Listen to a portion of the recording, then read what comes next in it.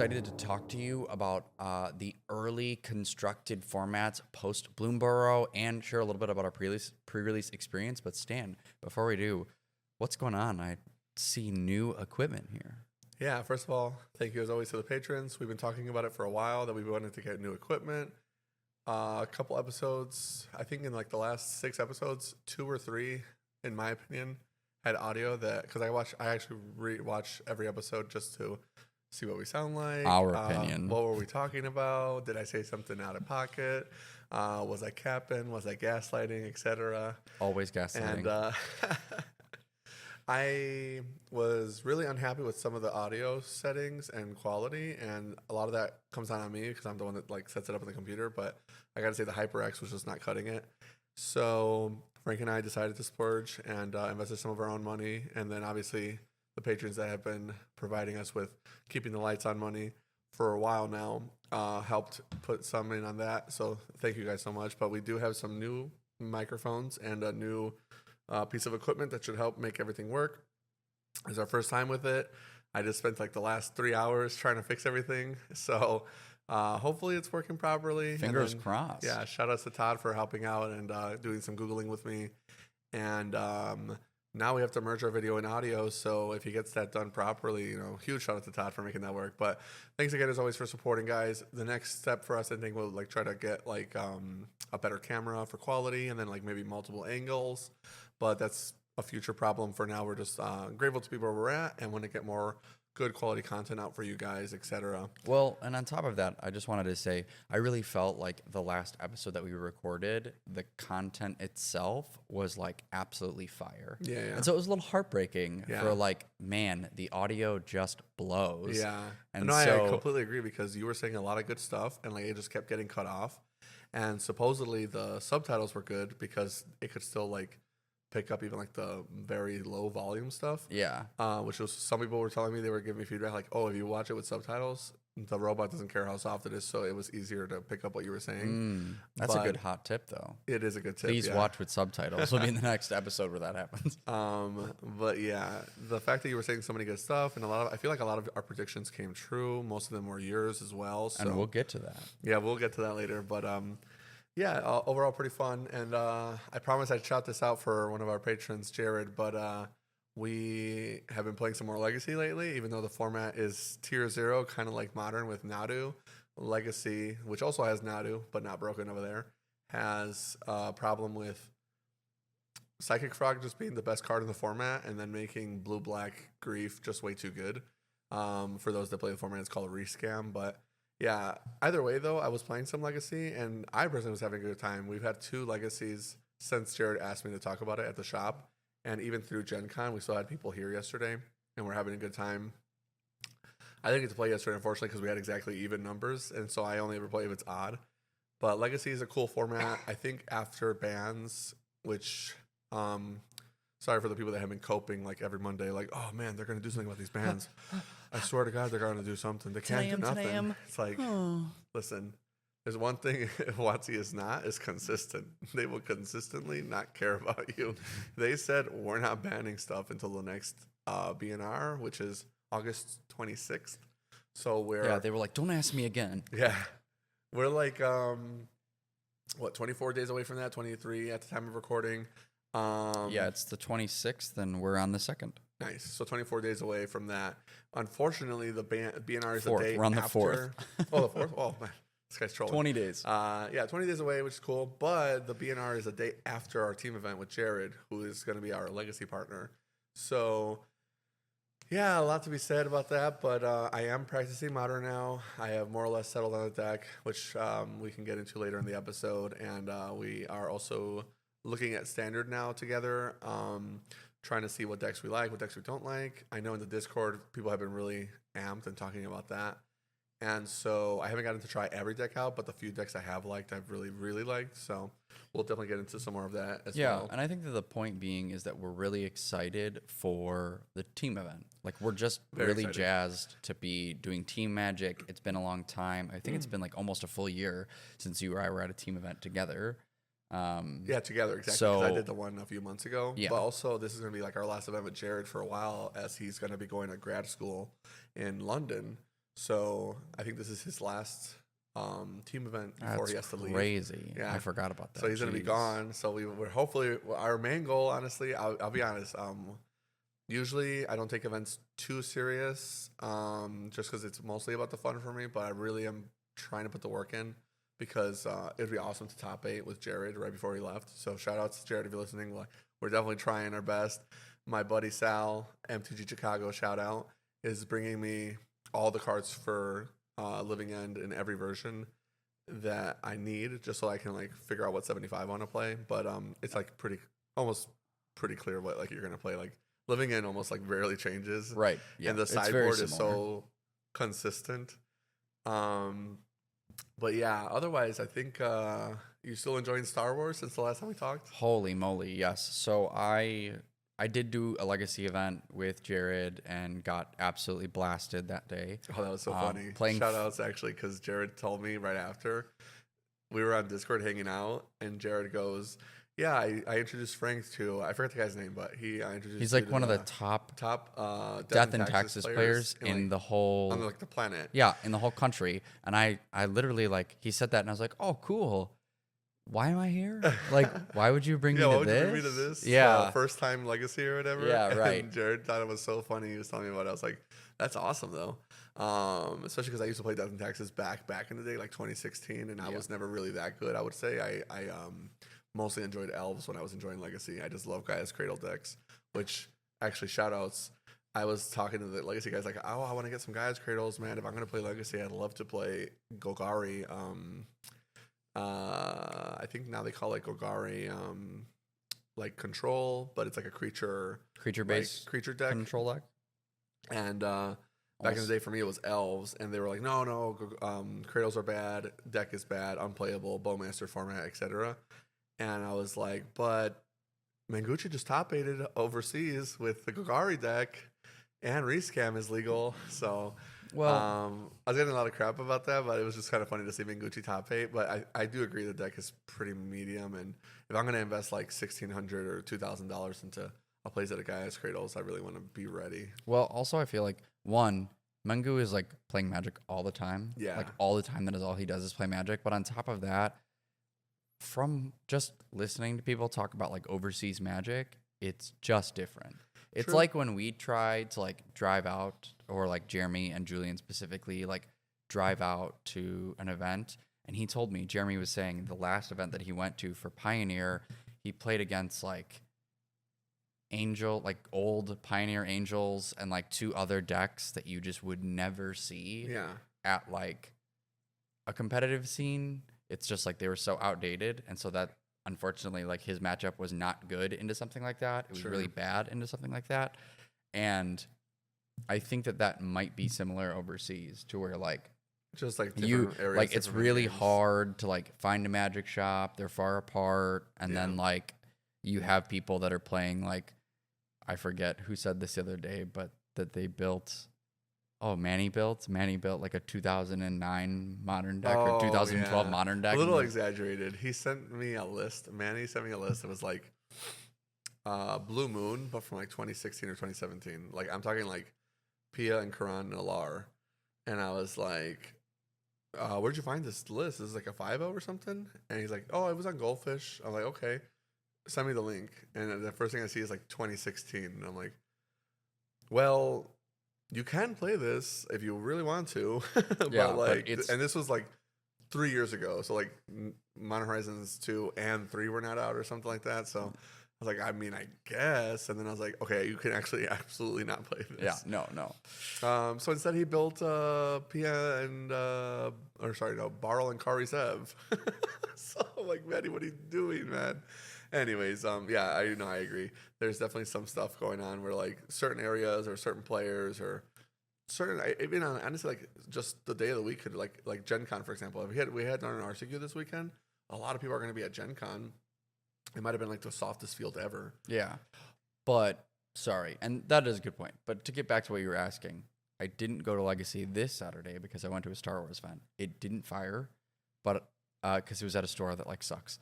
But we ended up getting like they gave us like a ton of support just for coming. Like Oh, we got nice. 3 promo packs of both the original set and the new set, Nice. and like a free It's hard to get pack. Spark of Rebellion right now, too. And truthfully, like with my new deck that I just built, I was like, I just want to play. Yeah. So like me and Joe sat there for like 2 hours and hanging just out, like playing Star Wars with each jammed other. games. Probably would and- have been more fruitful anyway, just because you're getting like good practice in. Yeah, and him and I both know the game so well that we're Mm-hmm. like, oh, do this, do that, do this, do that. It kind of felt like, you know, Yeah. Magic, where you're like, doop, doop, doop, doop, doop, 100% doop, agree. doop, I doop, love doop, where doop. we're at with the game now, because when we play locals here, if it's ever odd numbered, I'm like, hey, I'm gonna jump in, and like I know the rules well enough to like jump in with the guys that play every week Yep. or like multiple times a week, and so like I can just be like, I'm doing this, this, and this, and that. We're good, and then the other guys are keeping up, no problem.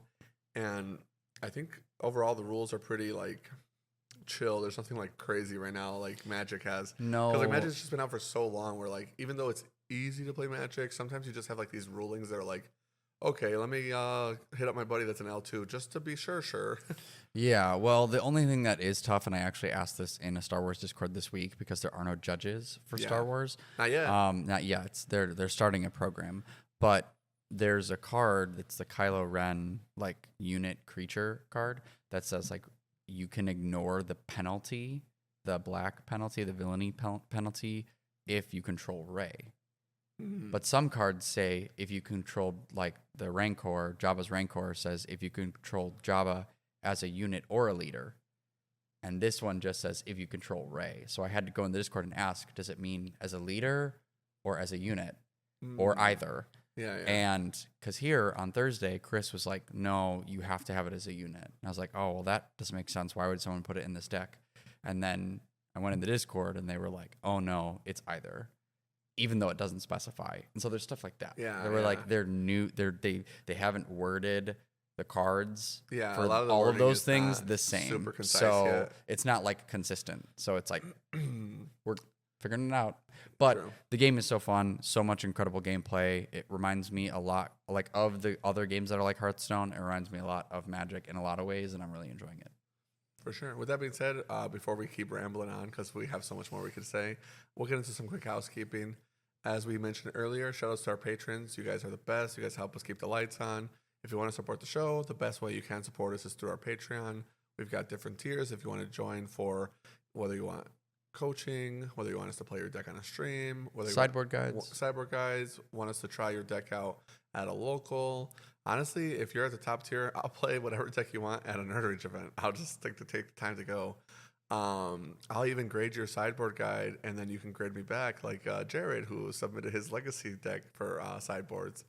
And we do try to use Flex Slot just because shout out to our buddy. But he makes his own program called Flex Slot. For those that haven't tried it out, you can do pretty cool cyber guides in it.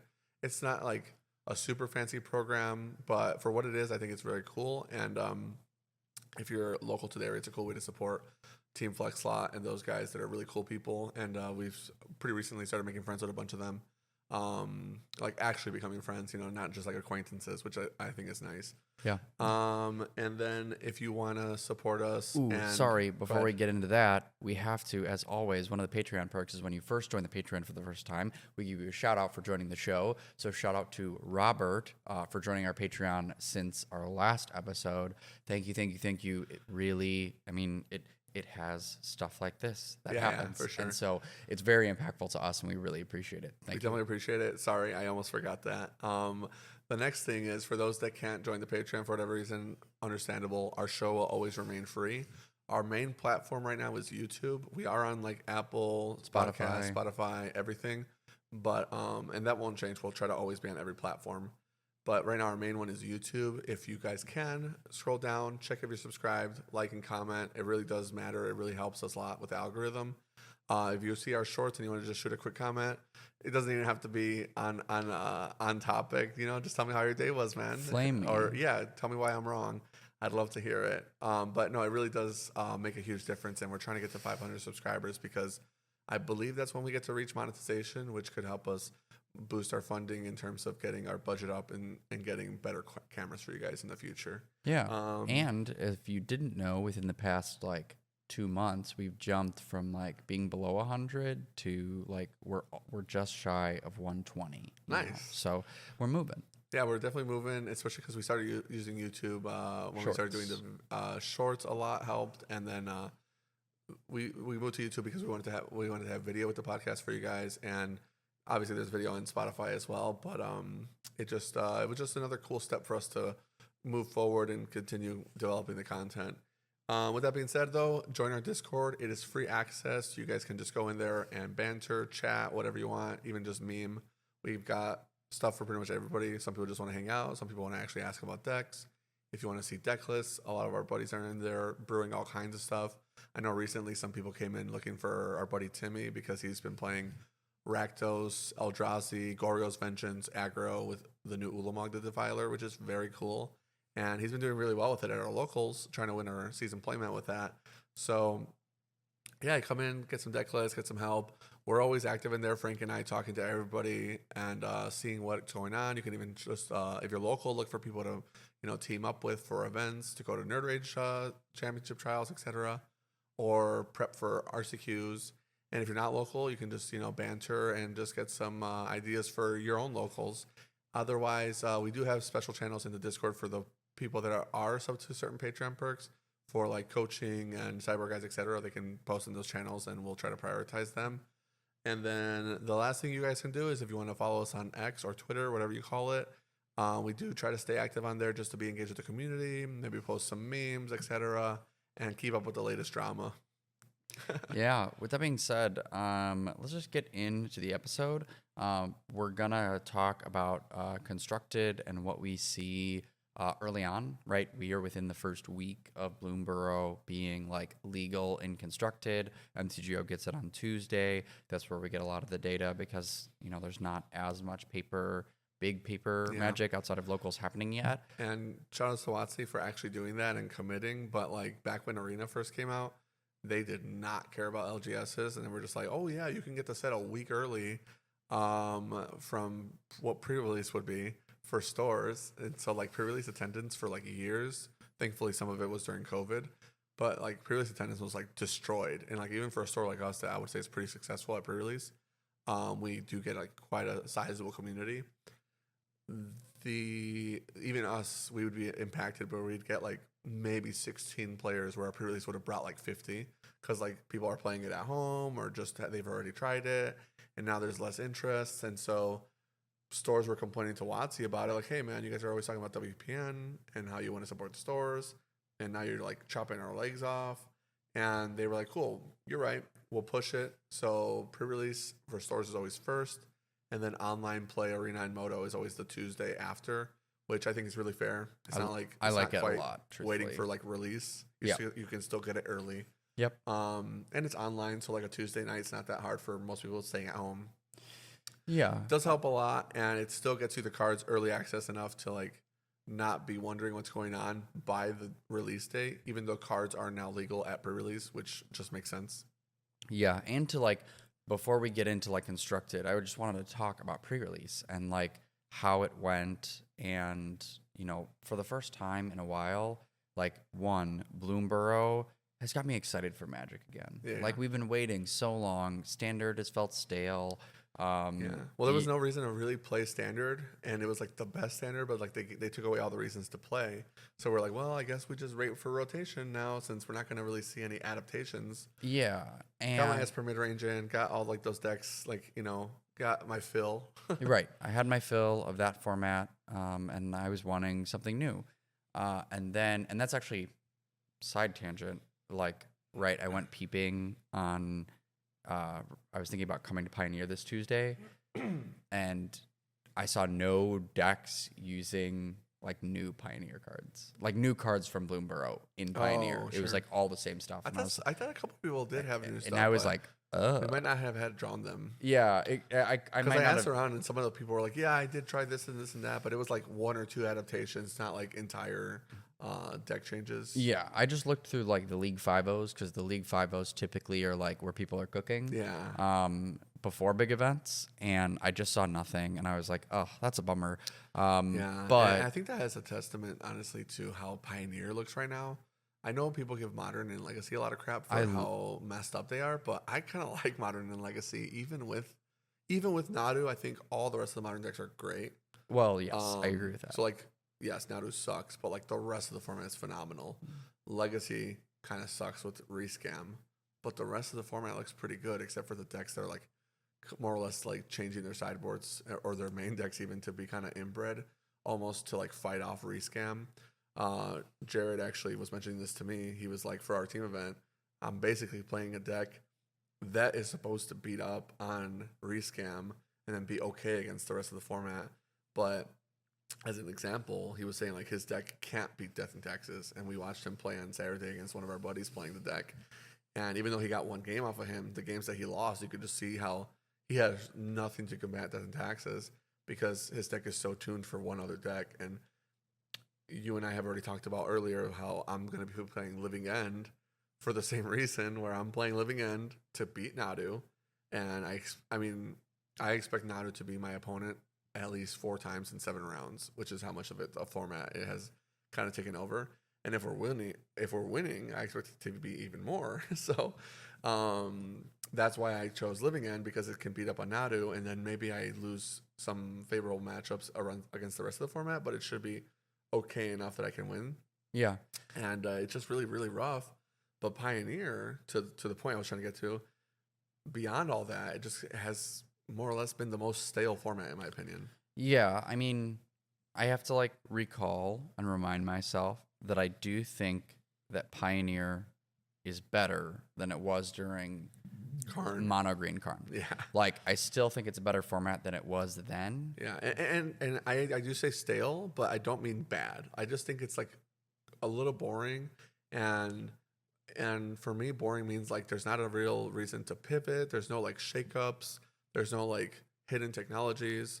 Where like in Modern, you're seeing people adapt on the fly in all the decks, just trying out different technologies. Yeah, well, and I think that Modern Horizons 3 really helped. Like, it basically like, Yeah, like as we talked about, it was gonna give a huge boon to a boring format. Yeah, and what is sad for me about Pioneer is it's always been like my favorite format for the past 2 years, and I feel the same way that you do about Modern. Whereas if you take Nadu out of the format, I would have more fun playing Modern than I would playing Pioneer, and that's never been the case for me since I've been back into Magic. Yeah, that's true. Yeah, you were never a Modern guy. You were always like, Pioneer is awesome. Which, to be fair, I agree. Like, when you got into Magic, Pioneer was like the hot kid on the block. Yeah. It really is a good format when it's good, and I like the format a lot for a lot of reasons. As a store owner, I think it's good for cards to remain valuable and good for cards to like stay relevant, especially out of Standard, because you're never going to have Standards nowadays where your deck immediately goes to Modern. Right. This is like 15 years ago behavior. Yeah. But it can go to Pioneer. And, And you're not having. I don't like turn 3 Magic. Like, I don't like turn 3. The game is very closely decided. That's the only problem I have with Modern, is that unless some circumstances happen, the games where you lose and lose hard, they happen quick and they happen hard. And it felt like you couldn't really do anything to get back in. Whereas, like, I've loved the grindiness of Pioneer. It's why I like Standard now, is it feels like it doesn't matter. I can get back. I can get back. There can be sequencing that allows me to get back into this game. Right. And then they're not quite over until they're like over. Yeah. And you have like a ton of decisions that matter to get you there. Whereas like sometimes in Modern, it just feels like, oh, I couldn't do it. Well, and that's what happened when I played against the one time I was against Nadu in the 10K, was like I had removal for the Nadu both games, and my opponent had Sylvan Safekeeper both games. Like, so I just like, okay, I couldn't, you know, I didn't have double removal in hand both games to like be able to get there. And so stuff like that feels bad. But I agree. Pioneer is moving. It to me feels stale, and I'm not like wanting to go back to it at this moment. And I think that'll change when the RCQ season comes around for it, and people really, really want to start metagaming. And a lot of sets have come back in, because I think that there's more chance of new cards making their way into Pioneer than there are of making their way into Modern. Oh, for like you have to see a card be like crazy for it to come into Modern. Yeah. Whereas you don't need that in Pioneer. But by the next RCQ season, we'll have gotten Foundations, Duskmorn, Bloomburrow, and I think the quarter one set is like Tarkir or something, if I'm not mistaken. So like by that time, we should have gotten enough cards where Pioneer is getting shooken up. There's some new technology, or maybe there was undiscovered tech in the 3 sets that came out since then that people didn't really have a reason to start adapting for, besides like the online challenges. So yeah. Oh, actually, I did hear murmurs that Arena's trying to like finally backport Pioneer as well with like anthology sets. It is kind of Frankenstein, as we say. Yeah, it is right now for sure. Well, like for example, I think there's like somebody was saying there's like 20 cards that they're missing that would make Pioneer 100% available on Arena, but that's not exactly true. It's like 20 cards that we've seen in decks, but who knows what kind of cards are in the format that would get played if the format changed around, that all of a sudden now we're not playing Pioneer. Kind of like how Legacy on MTGO was pretty butchered because you couldn't play all the third party IP from like Universes Beyond. Oh. So like you'd be missing actual Legacy cards, and it's like, well, not the same format anymore. So yeah, they might do like a historic anthology and add the rest of the cards that are missing, and then like for example, Oath of Nissa is the only card in Mono Green that isn't on MTG Arena. Yeah. So we could see something like that, and then maybe that'll be a boon for Pioneer players to try testing. It could be. But kind of getting back onto the track. Yeah. Bloomburrow. It got me excited for Magic again. I also think like not just for its implications in Standard. Yeah. I also think that the limited format is really sweet. Very. Like it's awesome. They did such a good job of creating this set in a way that it is like from a visual perspective, from a like lore perspective, like the whole animal theme brought so many people to like want to play Magic, and they did a good job of making it a very like it's a 2-color set pretty much. Yeah. Like you can splash, but like for the most part you are playing within 2 colors, which is like really good and friendly for new Magic players. But the design of the interactions between the cards, like there's so many triggers and so many different things that you can do that it feels exciting for those of us that like are here to play Magic and like play limited.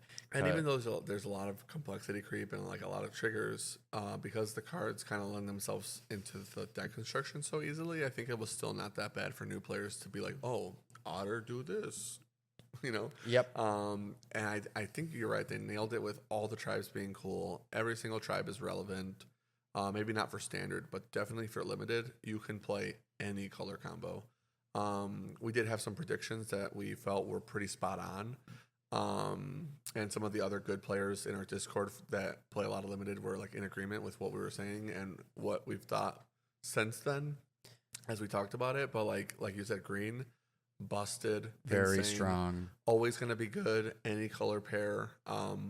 Blue, definitely the worst color, but rough, not unplayable because it's a good support color, and its tribes, if you get the deck, seem to be very powerful. Like we played against Otters at pre-release, and at least in the flashback one, and like if we hadn't had like the most busted decks, his Otters deck was insane, and I think it was still missing key cards that would have made it even better. Yeah, I think that like if you can get the rare one that like gives all your other stuff like +1/+1 when you cast non-creature spells and makes it untap. Yeah. And then you're getting, the red blue like prowess one, and then the Torrential Gearhulk one is really good. The cast like a 4-drop. That one is insane, especially for your top end.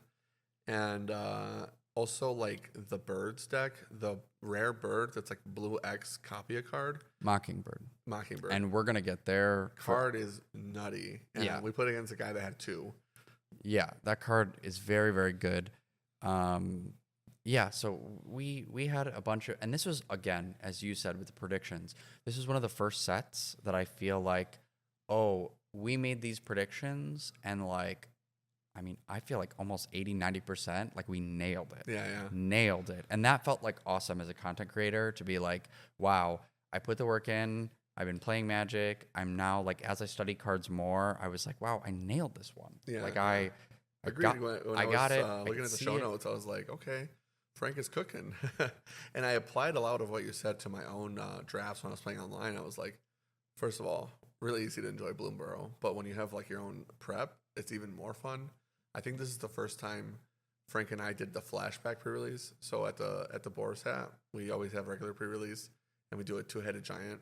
And the week after, we do a discounted pre-release. So I think this one was like 25 entry pre-release. Good deal, 6 packs. Which that price is Yeah, like that price doesn't exist anymore. But we kind of do it as like an homage to like the olden days when pre-release was $25, and it helps us move our kits, gets players in the shop. It's a good throwback for the community, but at the same time, it's another excuse to play two-headed giant.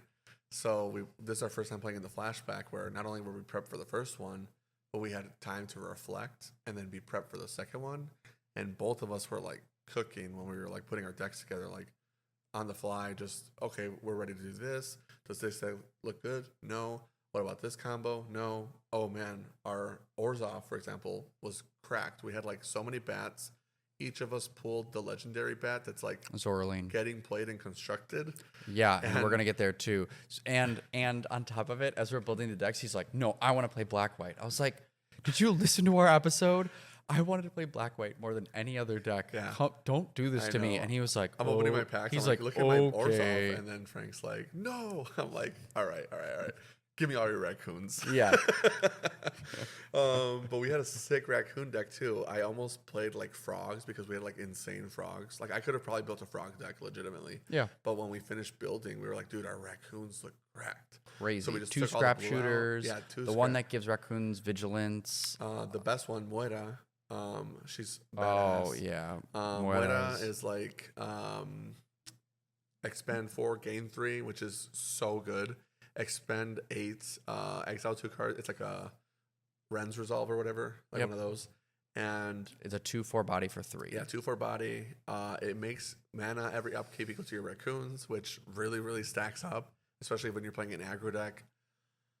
So many cool elements to our decks that almost made us go undefeated. We ended up losing in the final to a guy.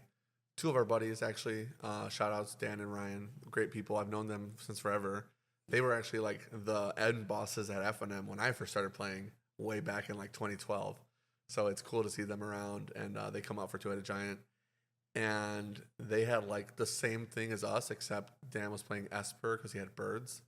And Ryan was playing raccoons like me, but he had hugs in his deck and like 2 of the reach, haste, trample guy. So like, and he also had his own Moira. Yeah, and his own Moira, and he got his before I got mine. But he had way more top end than me, and Dan had 2 Mockingbirds on top of the I forget the name of the bird, but it's like a 4/5 that has whenever your birds connect trigger, you can draw a card, or you can pump all your birds with a 1/1 counter. Yes, I don't know the name of that card, but that card is very good and limited. Very good, and he had the birds to support it, and the Mockingbirds were like copying mine and Ryan's huge Gruul creatures. So now he's like, yeah, Mockingbird, copy your 2/4. I also have a Moira, and it flies, and it triggers my 4/5 combat damage trigger.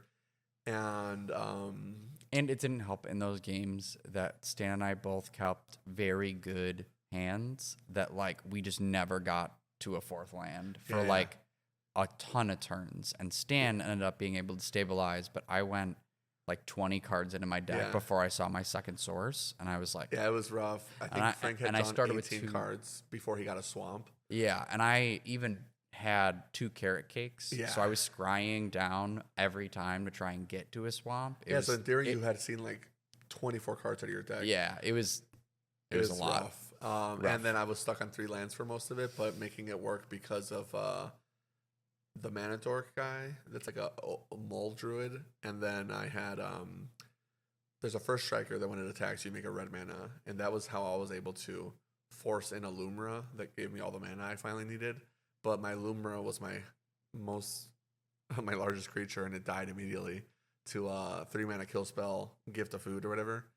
So it was rough for us on that one. But I think had we gotten the Black Swords from Frank, because his hand was busted, has the Bat Lord, has a bunch of black removal. Had Frank gotten black, our game with them would have been insane. It was such a fun game, really even close. while we were struggling. Yep. And in the same tournament, we played against Adam, who was playing with we had a new player show up. They're playing together. We play against them, and Adam was playing the prowess otters that I talked about. How like a deck that we thought might not be that good because blue was so weak. He was like, I'm making doubles of these guys that each ping you each, and into it a giant. Each opponent damages both players. It's so huge. It gets really really good. big. If we didn't have all of Frank's removal, like he probably would have been able to just like burn us out. And it was just a good time. I had a lot of fun. And that second one, I think I had the most fun with. It was unfortunate that because of our mana base, our decks didn't really get to perform in the final. But that was just a crazy night. Everybody had insane decks. I think not one person there was like not having fun, you know? Yeah. Maybe some randoms that I just don't know enough about. Alex Newton and Tommy, if you saw the episode where we interviewed him about Lorcana, they were also playing in the event. And in their pool, they had 3 Mahas. And somehow they went 1 and 2. Our Otters opponent, they managed to beat the Mahas. And then the people we lost to in the final, Beat them too. They also beat them. And both players were like, we only saw 2 of the Mahas, but there were 3? Like, what the heck? That is such wild odds. I still can't get over it. I know. I mean, that's just a testament to play boosters. I mean, obviously we had 12 packs on a team. You get to share the cards when you're two-headed gianting. But, man, 12 packs, 3 mythics. It's a mythic, right? Yeah. And it's the same mythic. And we would have loved to have had 1, you know? So, like, that's crazy that they had all that. And their decks were pretty insane, all things considered. Just a good time. And then I think the regular pre-release was also a lot of fun, the one from the first weekend. Yeah, I went to one that first night, and that was really good. I promised Gabe a shout out. One of our patrons. He went like, I want to say undefeated the whole weekend. Yeah. Like literally the whole weekend. Yeah.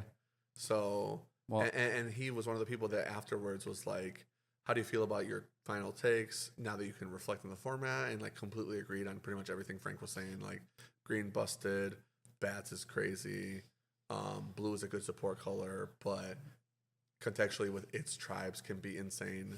and that is a testament to like Gabe, because I remember, and he just said this even today in our Discord, that he was making a joke about not caring about Magic's lore. Oh, And shit. he's like, yeah, I've been in constructed Magic for a year. And that really made me think that a year ago, you and I, and this was like early podcast days where he was really asking us to like help him get better at his limited Yeah, game. yeah. And now like, Now I consider him one of the good players. yeah, like he's one of the players in the room where like it used to be, oh, I don't worry about anyone in the room. But like now I'm like, oh man, if I play Gabe, it's probably gonna Yeah. be tough. You know, Well, like I it's not started, not gonna be like, I get to be here every Friday, so whenever you're busy, you're doing work stuff or whatever, you don't get to come play. But I started peeping over like the last year, like you said, every time Gabe would actually come play, more often than not, it was a 2-1 or a 3-0 in the draft for him, and he was beating really good players that have been drafting for a long time. Alex Newton, Adam Kramer, Wisniewski, Mike Brady, Yep. when he's on his A game. And not watching Titanic. A lot of these guys that we have drafting every Friday are like really, really good players. Austin Presti, if he shows up, and Gabe was like consistently beating some of these guys. So like we were having a conversation, I think even like a month ago, where I was like kind of saying the same thing you were saying, where I was like, I would start referring people to Gabe in the Discord when they had limited questions. I'm like, hey, just post in the limited channel, see if he likes your deck or if he wants to make changes, because I'm busy right now. Also, you're not sub to the Patreon. I'm just kidding. But it's like, I'm a little busy right now, but ask Gabe, he might be free. Or, hey, Gabe is streaming his draft if you want to learn something. And I was like referencing him as like one of the good players. He's like, oh, thank you. I appreciate that. Like, I think it's easy for people to not realize how much better they've gotten without maybe somebody they might respect as a fellow player also kind of pointing it out.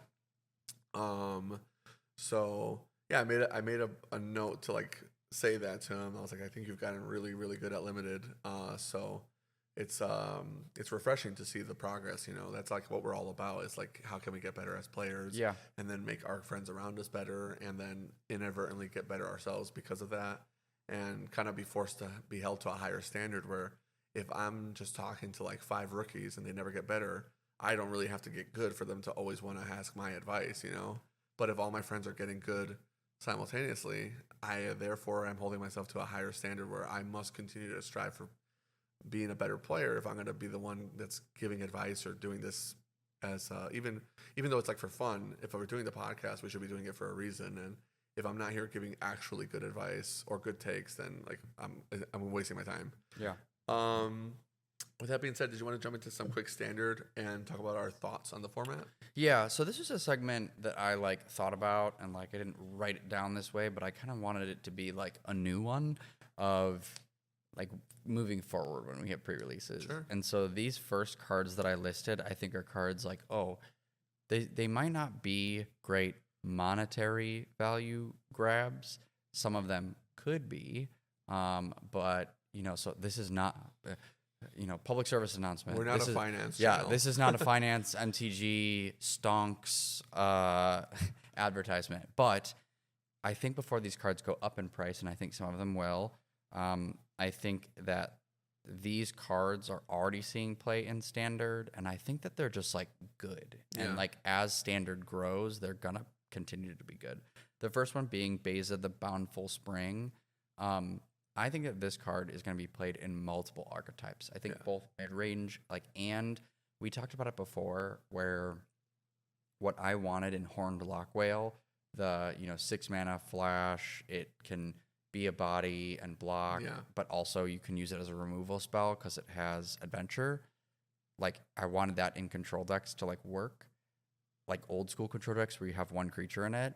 I saw blue-white lists online playing 2 or 3s of Beza the Bountiful Spring for control. Oh yeah, and I was like, yes, the good old days of having like 2 or 3 creatures like in your control deck. Like that's it. Yeah. I totally agree because like Beza, I mean, she's just a card that does well in everything. Because like realistically, this card like for Standard specifically does it all. I definitely agree she's great for control, main board or sideboard, where like sometimes in Pioneer they'll sideboard like the cat that gives lifelink cats or whatever. Yeah, It's Regal that's kinda Caracal. cute. Yeah, Regal Caracal and stuff like that, or like the 5/5 Angel of first strike and lifelink.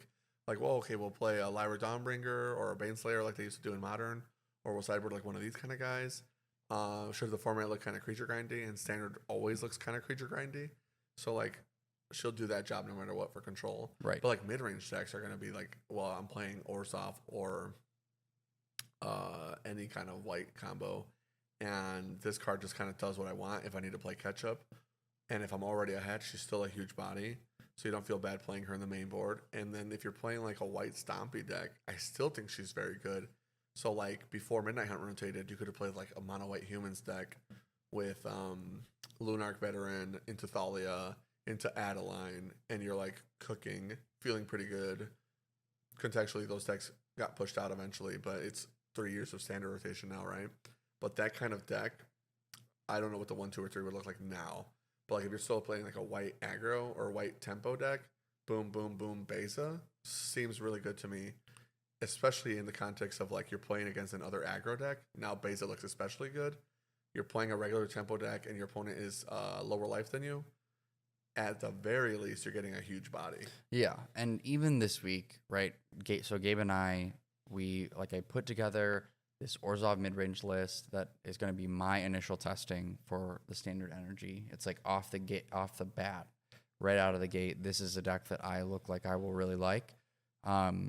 I even played, and we've jammed like 12 games. Yeah, I was watching you guys play Standard. Like we played a lot, and there was even a game where I was like, I have this Beza in hand. I don't have anything else to play, but I'm only going to get one mode. But like, honestly, 4 mana, 4/5, draw me a card, like still felt okay. I was like, this still feels fine. Right. So that I think is already good. And if you can get additional modes, even better. And that's partially why I'm going to be playing Virtue of Persistence. So that like, even if you like reanimate a Beza later in the game, like, wow, like that's a great target. Yeah. So yeah, I think that this card's great. Great target for sure. Virtue Persistence, I think, also gets a lot better. Really quick, not to interrupt the show, but you want to just make sure we're still recording just because we are doing the new mics. And we'll just have like a small interruption. Still recording all good? It looks to me perfect. Like we're awesome. still recording. I just wanted to double check. I thought I saw something flicker on my monitor and I started freaking out. But yeah, like you're saying, Orzhov looks insane. Before rotation, I was saying a lot of all the 2-color decks are winners. and 3-color plus decks just kind of lose, except potentially Domain. Potentially. To my knowledge, I haven't seen any Domain running around that anybody's trying, even with the Surveil lands, even with the fact that they have land types, even with all the like ramp spells we have in the format contextually, and like the deserts running around that are also land types. No Domain to be seen. My point being that I think I kind of was right about it, because I've seen some of our friends, Gabe included, trying to force like Abzan or 3 colors, and I'm just like, I don't see it being worth it. I just don't think it is worth it. I'm willing to be wrong, but the mana bases, like when we were talking about mana bases, like a couple podcasts ago, I want to say like 3 months ago, we were talking about how the mana bases were cooking. You could do whatever you wanted. You've got pain lands that make colorless mana, fast lands, slow lands, man lands, triomes, surveil lands, etc. And yes, we did gain Fabled Passage, which in theory is good in 3-color decks, but I think contextually it won't be, because that kind of land is typically only good on turn 1 and turn 4 plus, but it forces you to play basics. And so what do you combine it with? You don't have slow lands to mix with it anymore in a 3-color deck. Right. You have all these man lands to choose from, and I think the man lands are like not optional. Like, why would you cut yourself at the knees when you could be playing 4 of whatever Restless land is in your colors? And maybe your 3rd color is a splash to play a Restless land, you know? Maybe because you're like, you didn't fit one in. Because like, I think we only have 5 colors of man land combos, right? Not 10. I think that's correct. Yeah, so like Simic, Orzhov. I mean, Is It one is not that great, but like if you wanted a man land and you were off color, maybe you splash for that. Sure. But like maybe that just means that your mana base is better and you don't have to worry about a tap land. Yeah. And to like prove Stan's point a little bit with like current data, so we were going to get into like some of the early decks within the meta.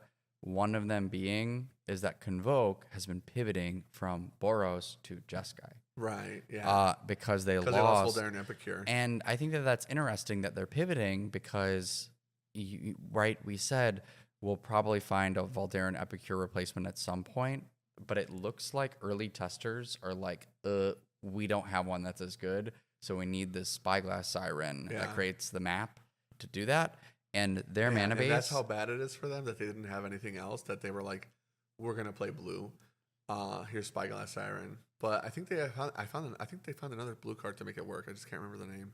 Oh, I'm not sure. Is it just Spyglass Siren? I thought there was something else that was blue that they found to make it work. Yeah, well, it's not like to but make now it's just it's Convoke. not. Yeah, it's not to make it work. It's they're playing Zephyr Singer, which is like the 4 mana. Yes. You can convoke, and then everything that you convoked gets flying. Right. So it's basically like, Moonshaker Cavalry, or now like they a have Crater Hoof access effect to, while everything flies. Right. And it's kind of like the Convoke deck that would get played in Pioneer, where you have not just Knight Errants, but also The Loxodon. Yeah. So like this is them doing something similar, which I really like, because flying in that deck, scary. Like you can always get enough blockers to be like, okay, man, if I survive a turn or two, I can stabilize. Wandering Emperor's gone, so like it's a lot harder. But they're all flying now. Pack it up. Yeah. But to their mana base, they've got an Adakar Wastes. This is one list. Adakar Wastes, 4 Battlefield Forge, 2 Cavernous Souls, 4 Inspiring Vantage, 2 Murex, 4 Seachrome Coast, 2 Shivan Reef, 3 Spire Bluff Canal. Oh, Seachrome Coast, duh. And I'm like, it's not like, a good mana base. Like, imagine if you're playing. But luckily for them, they're an aggro deck, so they're like, we only want to play for 1, 2, 3, typically, so they can play all fast lands, right? Yeah. But there's like what, no manland in there? Not even one? No manland, no basics. Yeah, no basics. And so I'm like, if you play against like a black deck that's playing Sunken Citadel and they just go turn 2 waste, like, that feels scary to me. So yes, I was just bringing up that deck to kind of like prove your point of like 3 colors is like hard, yeah. And that's like the only 3-color deck that I've seen so far, besides people trying other stuff out. Well, like off meta. And Standard's not in a place anymore where you can just like take a turn off to fix your mana. True. Like it's not this is not. Magic is too fast now for you to be like, I'm just gonna do nothing for 1 turn because my mana sucks. Nope. That's why I was saying Fabled Passage, like you need it on 1 or 4. Right. Turn 2 and 3 is for your fast land or for your sulfur springs, whatever they call them, the pain lands. One of those has to come in, or a basic, and you can't lose any tempo. I mean, maybe Blue White Control can get away with it because they can play some number of tap lands and then not feel unhappy about like a lockdown play. Yeah. But yeah, it's gonna be rough. But there's gonna be like probably 2 Blue White decks, whether there's like an Azorius aggro tempo and Azorius control, Orzhov aggro tempo, Orzhov mid range control. You know what I mean? Like Golgari seems to be doing Caustic Bronco stuff, so more mid rangey than anything. Tempo mid range Golgari. But we talked about how Golgari was going to be a big winner after rotation. We kept Preacher of the Schism. We kept the Shield Drid. A lot of good removal is in black. Like we kept Go for the Throat. We have the new one, which is Fell. If you want to play a sorcery speed catch-all. Yeah, which I don't think. And I was actually having this argument with Gabe yesterday while we were playing. Is he's like, well, I think Fell, it's great because it can just hit everything. I was like, yeah, but it's sorcery speed. Mm-hmm. And truthfully, between Shoot the Sheriff and Go for the Throat, those 2 things are hit enough things at instant speed that like it's just not worth it to like have Fell. You can't hit Shield Rid until you take the 2 damage already. Like, and what artifact right now we don't have any artifact creatures running around. Simic Cookies is definitely going to be a deck, and then Azorius artifacts as well. So like those 2 decks I think are scary enough that you should care about artifacts, which is why I'm like kind of mid on Go for the Throat. But Go for the Throat in a suite of like I have 3 different removal spells is contextually way different, right? Right, because again, you just then switch to Shoot the Sheriff, yeah, which is like or the Get Lost if you're playing Orzhov, etc. Yeah, and you have cut down, so and you can cut down is gonna be so you still can right? hit small things. So like you have enough things that I don't think that you need sorcery speed. But we'll go back to this other segment later because we're already deep into the metagame. Golgari, I just checked a ton of lists. Nothing has changed. There's no new cards. It's just like the same Golgari that we had before, and it's looking good, which we predicted. Convoke is now moving to Jeskai, but again, no new cards like were in the list. It's just like the same. We're just adding blue. Right. One other thing that we called that does have like new cards in it, and we said would be fine, is the aggro list. The red lists, the Gruul lists, they got new upgrades, even though they lost cards. They got new great upgrades. The Emberheart Challenger is good. I didn't realize I saw this card in limited, and I was like just playing with it, and I was like, man, I really like this in my aggro decks. Holy moly, it's such a good card in Constructed. The Heartfire Hero. It's the whenever 1 mana red mouse. The Valiant one. Yes, when you target it, it gets a counter, and when it dies, it deals damage equal to its power. Yeah. So like if they kill it. And we lost exile effects with March leaving. Yeah. So like a lot of good ones. If you just keep pumping this thing, it's gonna be massive, and it's like it will kill you even if you block it or destroy it. So I think that card is a problem, and I've seen it in a lot of lists, and I'm like, oh, this makes sense. I completely agree. The reason being, as we talked about with Adam Weiss on the podcast where we had him as a guest. For those that remember, Adam's like a big-time aggro player. He won the regional championship with Gruul aggro slick shot. And that archetype feels like it got better with better creatures and the Valiant guys to target as well. So making all your target spells a lot better. More creatures that they want to kill that aren't slick shot. But another card that we've been playing in limited that kind of goes nicely with that mouse is the War Squeak, I believe it's called. Where like you target the creature, it gets buffed, and then a guy can't block. Yeah, and that's just like straight up hammer hand, which Adam and I talked about on the podcast. I was like back in Theros blocks, mono red that was like really good. They played hammer hand, which is like not as good as Demonic Ruckus, but it was still good enough that like this guy can't block, my guy gets stronger, and it gets haste. So like turn 2 mouse War Squeak, which would have been like a hammer hand back in the day on like a Satyr Wayfinder or whatever. Not Satyr Wayfinder, like a Fire Satyr, whatever it's called. That would have been the play back then to get your guy hasting, they can't block, get in for good damage, etc. If they start playing the hammer hand card, the War Squeak, where they can't block with a creature, that's going to be like a really good combo now that you have this mouse that's Valiant, since it gets bonus from that as well. Unless I'm thinking about a different card, but No, you've got the right card. but does it have boon for mouse, or was that a different card? Different card. I think the other one was like draw a card if it mouse. But either way, though, still really cool. And like those are the kind of cards that kind of make Slick Shot really nice, where like you want to have a lot of like one drops that really kind of pop off. So I'm really high on these aggro decks. Any red X combo. I'm not sure how to feel about Planeswalkers though. In our Discord, Robert, our new patron, was talking about how he hates Koth. It sucks. He doesn't like it as a Planeswalker. Misses Chandra, Dress to Kill, and wishes that there was something else to do. And I don't know. I was only like offering like devil's advocate advice, where I was like, I think the Koth is okay because I used to play it in mono red way back before Slick Shot, when it was like mono red with Kumano Faces Kakazan, and your sideboard had Jaya and Koth. I think it was like even before Murders, because you would play Godric. When did Wilds of Eldraine? Godric right? was Wilds of Eldraine. Yeah, so Wilds of Eldraine had come out, and you would play Godric, and you would play Squee, and that terrible 2-drop with haste from Crimson Vow or Midnight Hunt in Shepherd Bloodthirsty Adversary. Yeah, the worst Ash Zealot of all time. And then like Lightning Strike, play with fire, whatever. That was like the deck. And then like when you played Grindy, you would sideboard in the Koth and the Jaya, and you could even beat up on control because they didn't have Get Lost at the time. Yeah. So like that's the kind of times where I'm like, Grindy matchup, Koth seems kind of good. +2, which is big. Search your deck for mountains, start thinning your deck out. And then when you build up enough mountains, if you don't want to play them, you're just like, cool, alt, 4 damage, 4 damage, 4 damage. So I think red has a lot of stuff going for it, whether it's aggro or more tempo, like a green-red dinosaurs kind of thing. Because I think Ixalan is still around. Those kind of decks are still going to be fine. We did lose Fight Rigging, so we don't have to worry about any more of those really bad decks. I don't think anybody would ever play that with Sorin, surely, and just Mole. But Frank is looking a little confused. That's an inside joke for Julian. He'll get it. Oh, I was just I thought you were talking about Sorin, like the Planeswalker Sorin. Yeah, for sure am.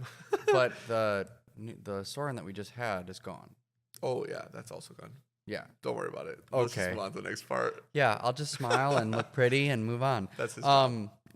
The last of the meta decks, because we talked about Golgari, Convoke, Gruul Aggro.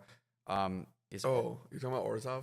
Let me just preface, Frank's going to go into Orzhov, but this is a deck that we really, really wanted to work when Murders came out, because we thought Tomek was the nut, and we're like, man, Tomek is going to make Orzhov so good, and we were so wrong, so very wrong.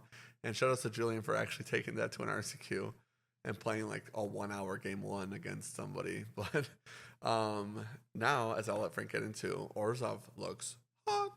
Yeah, it looks really hot. I think that this deck looks really sweet. There's different lists that are kind of running like more aggro versus more mid-range, but it's Preacher of the Schisms. It's the same removal package that like Golgari is playing, but it's playing like Beza as a 2-of, which is awesome, and then is also playing Zoraline Cosmos Caller. And let me tell you, Zoraline is the truth. This card is crazy. The ability to, 1, get an extra life every time your bats swing, so your Deep Cavern bats are getting you 2 life, is ridiculous. But it's every single bat, too, so like you get so much value from like double bat attack. Yes, so much value from double bat attack. She has Vigilance? She has Vigilance. Yeah. And you can then reanimate 3 drops. So like when I was playing in my test games, I was like reanimating Preacher of the Schisms or reanimating Liliana of the Veil. Yeah. And I think that rotation, and like I think this is so silly because like the last standard set was so cracked that like Lily was relegated to the sideboard. Right. And like couldn't be played mainboard because it wasn't good enough unless you were playing Golgari. And I think that like with rotation and like losing Domain and Control taking a hit, like Liliana of the Veil can finally rise in standard, which feels so silly to me knowing that it was like the Modern King when Jund was a deck. Well, it's funny too because like contextually it would be good against Domain and Blue White, but it just wasn't. Like it was supposed to be good against them, but like 5 3/3s. Okay, Liliana sucks, you know? Well, or like you could remove her so easily. Yeah. Like you could just be like, oh, ley line binding. Yeah, the amount of people that Go. were like, plus a Liliana against me, I'm like, get lost, win the game. Like, Yeah, thanks for not playing a creature. Yeah, you didn't care. So, yeah, I think that this deck looks awesome. Plus, I read, This card also gets a lot better. well, So that kind of makes Liliana better too. Just right, the fact because that you this card could, is better. well, yes, and discard's better because Zoraline allows you to reanimate. So Yeah. you could just be like, oh, I'll pitch this 2 or 3 drop that I'm just gonna get back with my attack on Zoraline next turn. Crazy, and Oh yeah, I wasn't even thinking about that. Yeah. I meant, like, ripping your opponent's hand apart. yeah, well, that too, but you get both. Yeah. And then if you're playing Virtue of Persistence, then you also don't care. Right. But what's funny about that is that the list almost like I was looking, I was like, I don't really feel a reason to play Shieldred. Like maybe as a one of, Yeah, it's like a one of. but it doesn't feel like you need Shieldred in the deck. Which is like, like if we needed it, it'd be $100. yes, yes. And so I like that a lot. I like this list a lot. We'll see how it goes like as things progress. But I think the deck is super hot, and the last piece of it that like is so cool is I love Season of Burrow. Oh, I yeah. didn't think about it like when I read the card, but the card is so good. Like you're almost in a lot of instances not going to use the first mode to like make 1/1 rabbits. Mhm. The only time you'll do that is if you decide to exile 2 of your opponent's creatures, and then you're like, well, I have to take the last mode, so Right. I guess I'll just, have a 1/1. Yeah, But- I mean, we were pretty high on this card when we talked about it during pre-release, but we weren't really talking about it For for constructed, like to its full extent. But That indestructible counter goes nuts. well, and what I did in our practice games was I like exiled a Shieldred and then brought back Caustic Bronco with an indestructible counter. So then you're like, cool, now I'm gonna This guy do always attacks. yeah, this guy always attacks, and I'm always gonna get the lose life trigger, so you're gonna like take damage from the cards I'm drawing. It's like Right. holy moly. Or like indestructible counter on Preacher of the Schism. Yeah. What? That's and dis- Caustic Bronco is like so nasty. I remember like before rotation, you could probably even still do this now because Flesh Gorger is just not a bad creature. But like Caustic Bronco hitting 7 drops was like such a good deck, and like it still seems like it's gonna be possible to do that well, between Dimir or Orzhov. and that's why I'm going higher on. That's why I'm going higher on Or even virtue Vari. virtue of persistence Yeah. because like people aren't playing enough of it, and I'm like, if I grab virtue of persistence off a Caustic Bronco, I'm grabbing a removal spell, and you're taking 7 damage. Yeah, 7 like damage. what? Huge. It's or like a virtue of loyalty as well, which like is the mid range killer. Right. It just feels awesome. I love the list. It makes me feel like Esper, but like a little bit different. I was arguing with Gabe about like the relevance of Zoraline, Yeah. not being Rafine, because he's like, you just need to play 4 because it's Rafine, and I was like, oh, listen, Or Rafine was conniving. well, right, Rafine when you played it on turn 3 was relevant always. Like, right, it's a really big blocker, and if you had a creature out, you're immediately getting the value. Plus, it's like it had its own protection, so like you really wanted it to be on turn 3, and then it was even still kind of hard for them to kill without taking their turn off. Right. But for Zoraline, you can easily target it. And on top of it, like, right, it doesn't get hit by cut down. Hold on. Bless you. Trying really hard with these new mics that are a little bit more sensitive to not like blow Yeah. someone's ears off. Yeah, I can't mute it on the spot, which sucks. But the difference is that, like, for me, I feel like Zoraline at best on turn 3, if they don't have a lot going on, like you've got a bat, like a Thoughtseize bat, you drop Zoraline, you gain 2 life. Right. That's not backbreaking. That's not swinging the game to help you draw to a card that you might need to stay in it. Yeah. Whereas, Well, like if also like to what you're saying, a lot of her best plays will be on turn 5 when you're like, play her 2 mana, get my 3 drop back. exactly, and that's the thing, is that there are enough scenarios where you just want to sandbag Zoraline Right. so that you can get her complete value. Like, even if you're going to remove this, I still have this trigger and I can Right. still do this thing. And so it's almost like a better play is like turn 1 cut down if necessary, or not Thoughtseize, like Duress. Turn 2 bat, turn 3 Liliana, turn 4 whatever. now your Zora line looks especially good. Yeah, and I explained it like this. I said, if you didn't have a bat on turn 2, you still wanted to run out Rafine on turn 3. Yeah. If you don't have a bat on turn 2, you probably don't want to run out Zoraline on turn 3. Therefore, I don't think it's the same of like, well, you have 4 Rafines, because you also had 4 Rafines, and I didn't mention this to him, but I have it now. You also had 4 Rafines because you could just pitch them. Right. And they were with the excellent Yeah. connive triggers to Yeah. pitch for power. And so you don't get to do that now. So if you do have multiple in hand, you just feel sad. They just kind of sit there. Because there's no filter. They can't reanimate themselves Right. for profit. I think one of the funny things about Zoraline is that back when we thought Tomek was going to be really good was contextual with Sarah Paragon. And I remember talking about Sarah Paragon with Season of Burrow going, oh man, if you do the mode to bring her back and then you start reanimating stuff out of the graveyard, you go nuts. But I have her as a 1-up in this deck to like try it. As like instead of the 1-up Shieldred, I try the 1-up Sarah Paragon. Yeah, I'm gonna be honest, man, Sarah Paragon just sucks. It's like it was so close. I think honestly the truly bad thing about Sarah Paragon is the finality counters. I wanted that card to be good so bad, but the fact that your stuff goes to exile afterwards really doesn't give you the value that Zoraline does. But Zoraline does the same thing. It's finality counters. When it comes back. Yeah, then never mind. It's probably something similar. I just don't know, man. Like you already have Zoraline, Sarah Paragon doing the same thing but slightly worse. Yeah, I think that the difference is that Zoraline, because you're paying the 2 mana, like right, you're effectively getting back like Liliana's and yeah, because Sarah Paragon was like cheaper. cast it, right? Yeah, because it's cast it, so you're spending effectively a mana less on most things. Oh, was Sarah Paragon only not creatures as well? Like it was only creatures, right? No, I think it's everything. Was it everything? Yeah, it's everything. I could be wrong, but I thought that Zoraline was like the only one that targeted non-land permanents. No, Either way, though, they both do, but you are saving mana using Zoraline's ability. And then it just has bonuses from existing. Sarah Paragon was like 3/4, I want to say. 3/4 for 4. Sarah Paragon needed to be like a 4/5, like a Beza. yeah. It's just not a threatening enough flyer. I don't know. I wanted Sarah Paragon to be good so bad, guys. You have no idea how much Orzhov we were playing, and then we were doing mono black for a while. That's how mad at Sarah I was. But yeah, Zoraline is sweet. I think Orzhov is cool, and this is like not even like the only version of Orzhov you can play. And if you really wanted to be cute, you could lean into bats just to like have some fun. But like obviously you don't have to do that. You could just play good cards. I mean, Golgari is good, Dimir is good, Azorius is good. There's so many different mid-range decks you could play right now. Obviously, we'll start to see what realistically are like tiered decks, like top 4.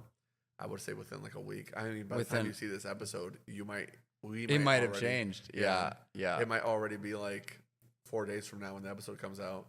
Oh, these 2 decks are the front runners. This deck is not as good as we thought it was, but I think that 2-color mid-range piles, 2-color temple piles are going to be like the future, and then especially if they can hold their own against the red aggro. And aggro, I think, is going to be like here to stay for a while. Yeah, I agree. I want to say Blue Eye Control is going to be a deck still, but that's about it. Yeah. So that's what we had for early metagame stuff. Did you want to finish your segment where yes, I slowly interrupted you? The cards that Frank thinks you should buy before they spike because they're in a 5-0 list that gets spread on Twitter. Yes. So one is, I think, Zoraline. I think Zoraline is going to be, like, the card is probably less than $1 now. Yeah. And will be... It's like a 3 of in your Orzhov deck. Yeah, a 3. Some of them are some lists are playing 4. I think that card is probably going to go up and probably be a couple bucks at minimum. Right. In the near future. And I think that if you especially if it's winning. Yeah, and if you want more, and if you're, like, trying to prep for some of these tournaments that are coming up, like, you want to get them now before... They're just hard to get. Yeah. Like, even though people are opening up a lot of Bloomburrow, it's still probably not easy to get 4 of them today. Don't be the guy that's complaining about vendors not having bulk when you forgot to buy it. Yeah. The next one is Season of Burrow. I think Season of Burrow is not just a mid-range card. I also think it's a control card. I think that it making bodies, it reanimating something that, you know, like it reanimating a Beza so that you can gain extra life and get extra triggers. Mm-hmm. Or it also just exiles 2 cards. Yeah. Like, if you wanted to do that too. It's got a lot of modality, and I think 5 mana is the sweet spot for the seasons, and the 6 mana is, like, Sorry, this exact is not for sure. constructed. This is commander playable. I definitely agree. I think 5 mana is the sweet spot for cards that need to have high impact. And honestly, like I was saying about Beza earlier, it's not just a mid range / control card to me. I really think there are going to be some token synergies that go, I'm making 5 tokens, maybe more with Montrek, and going ham. You know, like you're going to be so scared to have seen this guy get this many creatures entering the battlefield triggers, or just the fact that his board state is so wide and you don't have a Sunfall for it or something. But yeah, card is insane, like you said. Next one on your list, it looks like Might of the Meek. Yeah, so Might of the Meek is not going to be an expensive card, but Might of the Meek is actually like a card to just look out for in Standard. I think it's going to be really good. Might of the Meek is the card that you really were really high on when we were playing that Boros list in the pre-release. It's the discard a card, draw 2 cards, and if you give the gift, you can give a creature +2/0. I thought that was Skip, something like that. It's Might of the Meek. Might of the Meek? Yeah. Are you sure? Well, let's find out. Now I'm confused. I thought Might of the Meek was the mouse one that you draw a card. Nope. Might of the nope, you're right. It is the mouse one. It is the mouse one. Okay. Dang. I know the names now.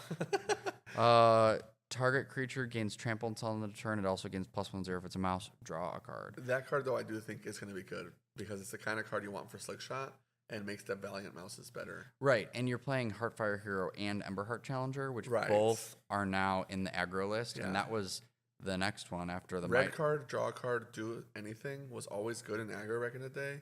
Bonus because mouse is going to make them even better, and they all trigger Slick Shot. Very good. Yeah, and with the mice, Emberheart Challenger, the one in a red, creature, mouse warrior, haste, prowess, valiant. When it becomes a target of a spell or ability you control for the first time, exile the top card of your library. Until end of turn, you may play that card. So this the best Abbot of Carol Keep ever. Yeah. So this card, I think it's already at $1, and I think that it will probably go up because, again, the Gruul lists, I think, as he said, are going to stay. Mm-hmm. Card's really good. I think they're going to be hard to get. I'm really excited. I already have two of the like showcases, so I'm like, maybe I'll just play showcase. I really want lizards to be good, man. I hope there's a lizards deck so bad. Well, I do think that there could be. Like, Gabe and I were tinkering with it. I did push him as you were pushing him to be like, look, 3 colors ain't the way. Yeah. The light and helix suck. Just play 2 color. Right. But I think that Jasper is crazy. I agree. I think that Jasper's insane, is and the fact that he's a lizard is so cool. Yeah. I also think that the best outlaw crime synergies are in those colors. Well, and the new lizards that they printed, like the Hired Claw and the 1-drop that like has the landfall stuff, the Iridescent Vine Lasher. Yeah. Those are warlocks, which means they're also outlaws. So they trigger with Jasper as well. And they're committing crimes nonstop. Oh my gosh. So yeah. I know, I agree. There's something to be said about all those guys. Like, there's got to be something. Yeah. It might not be like a good top tier deck, but it might be like a mid range killer. Because from my experience, Jasper just like would hose Golgari before rotation. Oh. Hoses like anybody trying to do fair stuff. You're like, no, thanks for your deck. Yeah, thanks for your deck. The last card I think that I'll talk about is actually, because we already talked about Zorline and Season of Burrow, is MockingBird.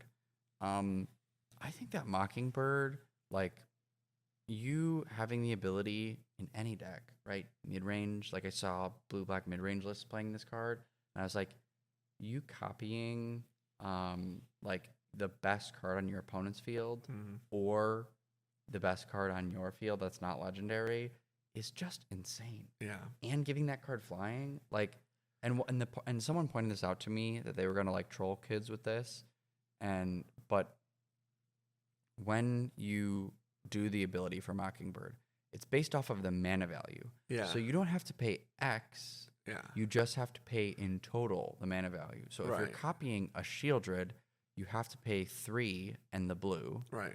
I was going to mention that before you said it. To get it. Yeah. So it's very mana efficient that you're copying the value. I love that about it. Yeah, it's very, very mana efficient. And I think that card is not only going to be a constructed playable card, I think that Commander players are going to catch on to this one and be like, this is just another clone. Yeah. But it flies, and it's a clone, but it flies, yeah. And it's more efficient. Well, it also keeps its bird typing, I believe, as well, which is kind of cool. Yes. for bird synergies. I definitely agree the card is good. Like we talked about, you just copy their Jasper if they're doing that. Now we're doing it to each other. My guy's gonna fly, so I'm gonna still get damage through in the air. Copying a Caustic Bronco, a Preacher of the Schism, a Shield Drid, even a Slick Shot. You're like, I need a flying blocker. Okay, here it is. Something you can get value for. Now you're like, okay, kill spell. My guy's getting pumped too. We're gonna try to win these trades, etc. So many different ways you can go about it. You could even copy a Maha or Beza, like these huge creatures that they're going to be playing against you. They have to tap out for them. Like, cool, me too. So maybe their catch-up card being Beza ends up backfiring when they realize, oh wait, now I don't have I didn't play catch-up. He got one back. Especially if they get all three modes. Like you get all three modes on me, and I reverse it and get all three modes against you. That could be kind of crazy. Yeah, I agree. The last thing, and this is not on this list of cards you should buy or just grab because they're good, is maybe some hope for you in Azorius remaining a deck. So I saw a list playing this card, and it's called Spellgyre. Oh, yeah. Uncommon from this set. It's 4 mana, counter target spell, or you can surveil 2, draw 2. No, draw 2. Yeah. Actually, I saw Gabe playing this, and I kept going man, don't play this. Because he was trying to replace Memory Deluge for it, 4 and 4. And I was like, this is not Memory Deluge. Cut this. Well, I don't think that it's Memory Deluge. Agreed. It's not as good as Memory Deluge. But it definitely does a good job of supporting what would be your Memory Deluge / your 3 steps ahead. Exactly. Because when I was writing the notes was, is this the new Deluge for control? Not in the sense that it's as good of a card, but the modality I think is important because there are some times where you just need a counterspell, and Memory Deluge, you're digging for one where you can just be I'll just counter it. Yeah. And if counterspells are good, which it could be a format where the counterspells are good and you're supporting your Sunfall, Phantom Interference, 3 steps ahead, and then this card is a 2 of, really could probably be a good shell. Then you have your 4 Sunfalls. You have your new you have your new double blue counter spell. Oh my god! You see, that's the card that I think is actually good. Well, I agree. So when I was telling Gabe not to play Spellgyre, that's the card name. Spellgyre. It was because I was like, listen, man, you could play Long River's Pool and Quick Study, and I think that's probably just better to where you want to be with what Blue White Control wants to do. But then you also have 3 steps ahead, which is contextually just Cryptic Command, but better. And 3 steps ahead is obviously good in control, but I think 3 steps ahead, honestly, if you can make use of that token ability, makes the card very good, which I think that's why I like 3 steps ahead more in Azorius Artifacts. But, it's still going to be good if you're, making a copy of Beza, get the trigger again or something like that. Yeah. And so, yeah, it's going to be contextual to what the format looks like, how the Blue White Control builds their deck. But between Long River's Pool, Spellgyre, 3 steps ahead, Phantom Interference, Quick Study, and even the 5 mana one that's a Factor Fiction, but you get a creature out of it. I can't remember the name. I think it's from Murders or something. Not amazing, but between all these options that they have, and then the removal being good, Blue Black or Blue White Control I think could be really good. White obviously if you want Sunfall, black if you want better removal, or win condition even. We don't have Wandering Emperor anymore, so I think without Wandering Emperor you don't have to play white. I know Sunfall is very good, but Deadly Cover Up is just as good in my opinion. And so I actually wouldn't mind seeing some Blue Black Control for once. Yeah, you just might want to play white only because of right, if you are playing Beza and then you Starfall Invocation. That's true. And then bring Beza back, it's oh. Yeah. And so if that's good, I think Blue White will be the winner, but that seems more like a mid-range deck to me. I honestly could see Blue Black being better, where it's all counter spells, all kill spells, Deadly Cover Up, Virtue of Persistence, and that's how you win the game is Virtue of Persistence. And then maybe you have a creature, a Hornlocked Whale, a Planeswalker, If we even have one in Demir that's good. Oh, we have Jace still. Jace is still So here. you can still do Jace, and then you could even play like a Phyrexian Flesh Corroder in the sideboard. You have Veraska too. People have been playing Veraska. Veraska is mono black from complete. Yeah. Yeah. Okay, so mono black Veraska from Phyrexian LB1 is also an option. Yeah. So there's a lot of ways you can do one or the other, but like I said before, it's one or the other. You're not doing both. Yeah. Restless Anchorage is a better reason to play blue white, I think, than Restless blue black. They mill for or something like that. That's Restless Reef. Reef, yeah. They mill for / something. They mill for, and it's You exile card of the graveyard? No, it's got Death Touch. Oh, exile card of the graveyard is the cottage, and then you get a food. It has Death Touch, yeah. Yeah, it has Yeah. Death Touch. But because the activation is bigger, it might be not as good as Anchorage. It's and it doesn't 5. fly. 5 mana. It is a better blocker, though, and it is a faster clock, though. So I think pros and cons are obviously there. Personally, I'm going to try both. I liked Control last time. I think Blue-Black would be a lot of fun. Get Lost, obviously a good reason to play White still. But I genuinely don't think it's going to be a Esper deck. We tried it as Esper last time. Mana base was significantly better, and it just was not it. You know what I mean? Yeah, I don't. Siphon Insight, though, is gone. Yeah. Yep. I really don't think. I think that 3-color is going to be dead for a while. Yeah, it's either going to be dead or it's going to be like splashing. Like, oh, I have a couple of these for like this one guy or like this one card that was good enough. Yeah. You know, kind of like how like Bloomburrow Limited is. You know, Yeah. you're like, oh, I really want to be 2-color. Oh, but I got the 3-color legend. So, Yeah.